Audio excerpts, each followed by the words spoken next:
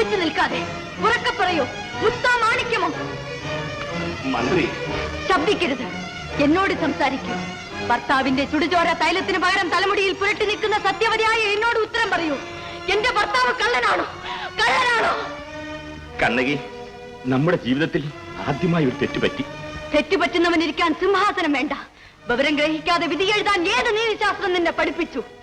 തെളിവുകൾ നോക്കാതെ തീർപ്പ് കൽപ്പിക്കാൻ ഏത് തത്വശാസ്ത്രം നിന്നെ ഉപദേശിച്ചു? കണ്ണകി, ഗർജിക്കാതെ.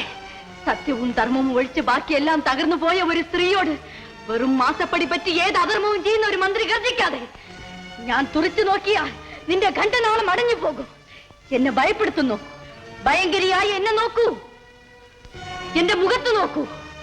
കണ്ണകി, ചെങ്കോലാളെന്ന് നാം നിന്നോട് അപേക്ഷിക്കുകയാണ്. പാണ്ഡിക, നിന്റെ ധർമ്മച്ചെങ്കോലിന് തലനാരിഴയ്ക്ക് വാട്ടം തട്ടിയാൽ ഉടൻ തന്നെ പ്രാണൻ വിടിയുമെന്ന് വൈഗാ നദിക്കരയിലെ കല്ലിലും മരത്തിലും കൊത്തിവെച്ച് ജനക്കോടികളെ വഞ്ചിച്ച രാക്ഷസ, ഒന്നുകൂടി നോക്കൂ, ആ ചിതറിക്കിടക്കുന്നത് മാണിക്യമാണോ എന്ന്.